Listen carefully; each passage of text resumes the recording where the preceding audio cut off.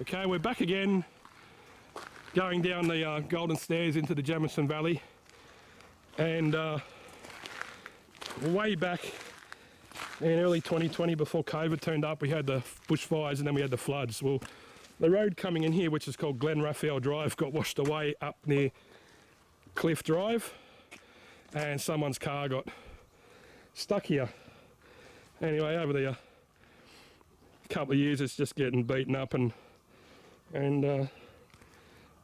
it's stuck here, so they must have got paid out insurance. But I'll tell you what, it's got some good tread on the tyres.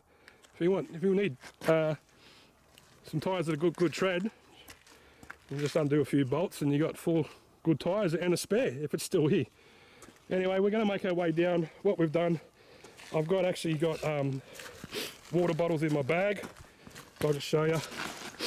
I got water bottles, and we're going to leave the water bottles down in the valley where we're going to camp, so I don't have to take 5 litres of water in for the 2 days next week, and it's going to be 5 kilos less that I've got to carry.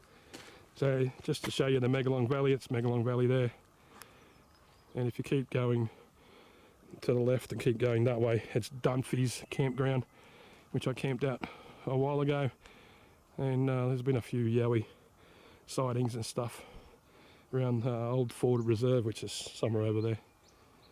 Anyway, we're going to make our way down, and I'll start filming anything interesting that we come across.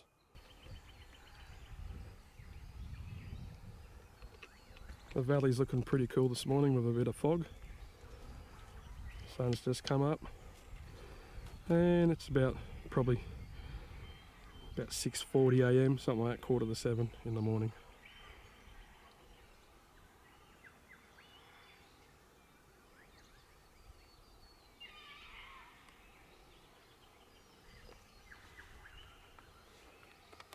Well, we've made it down to the area we're going to camp in next week, and we've brought a few bottles of water so we don't have to lug it in. So I've got 5 bottles of Coke there filled with water, cut them out Franklin's.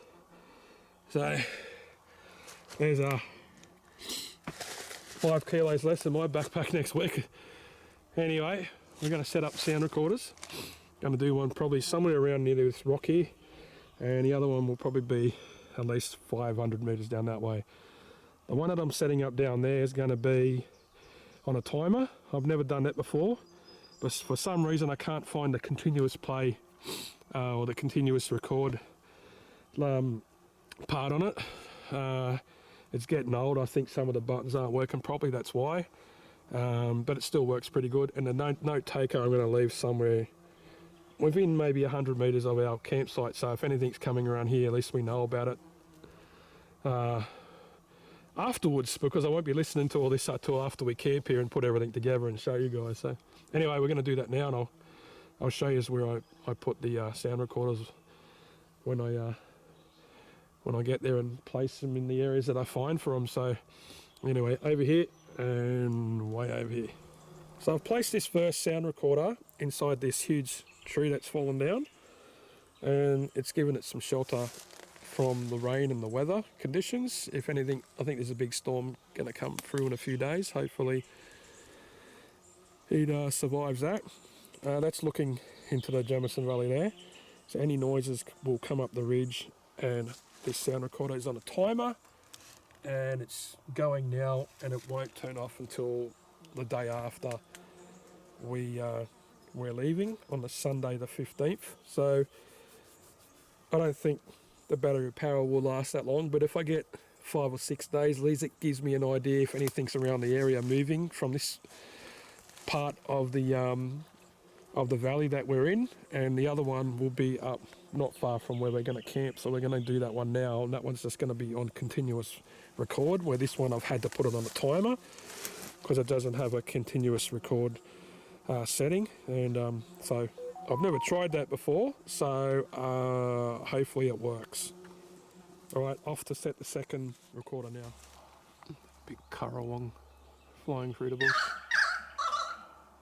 I think they just had a punch up. Anyway, I've got this big massive bit of bark here, and I've put my sound recorder underneath the bark here, as you can see it right there. And it's my Sony note taker. It's just set to run on continuous until the batteries run out. So I'm hoping to get like 4 nights, 5 nights. I'll be really good. So it gets really quiet down here at night if there's no wind or you know, there's no storms, and we'll be able to hear anything that happens. And I have heard wood knocks coming from in the middle of this valley before. So this is probably about 50 metres from the campsite that we're going to stay at, and the other one is probably about another 350 metres to the north of here. Anyway, all the little termites that come out of that bit of wood, look at them. Stirred them up a bit.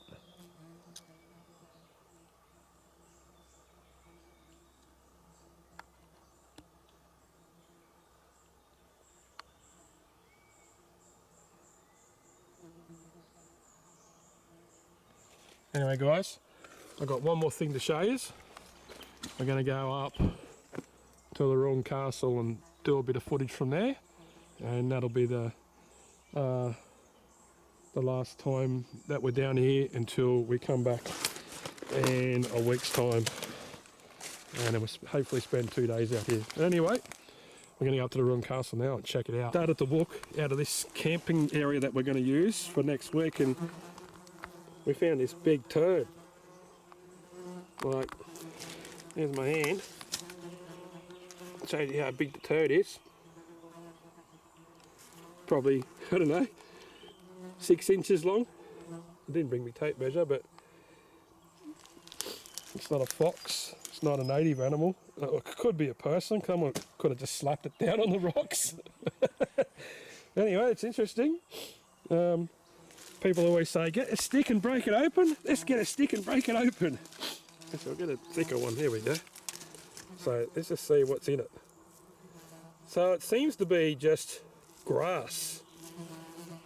Is it just like, I don't know, it wouldn't be a wombat. It'd be big roo or something? Square. It's too big for a roo shit. There's a dung beetle in there, but well, that's just grass. You see how green it is. So it's not like a cat or anything. What's it taste like?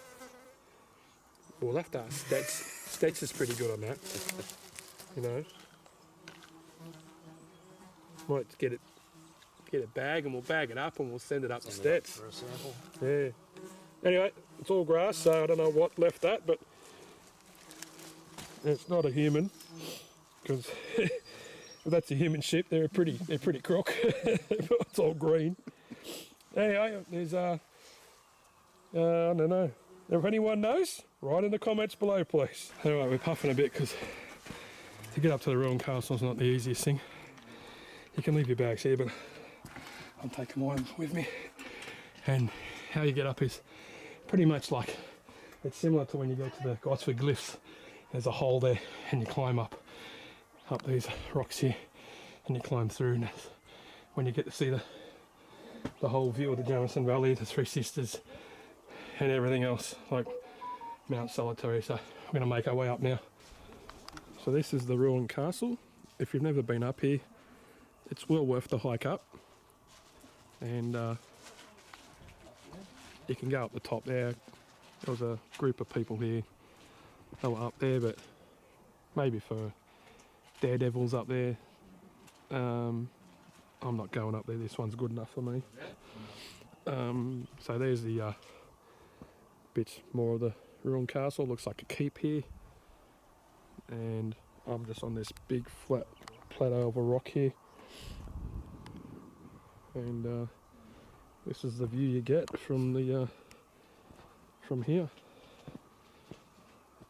So you can get to see all the Wild Dog Mountains, everything from Cedar Creek, Narraneck, which is there, and you can see where a fire come down, burnt some of the trees, and this is the view you get from here. It's a pretty cool view.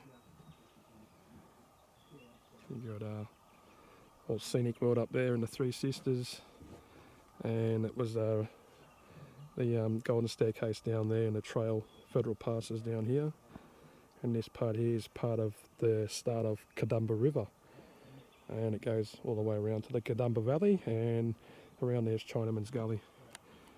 So anyway guys, thanks for watching today, and as I always say, always hiking thongs.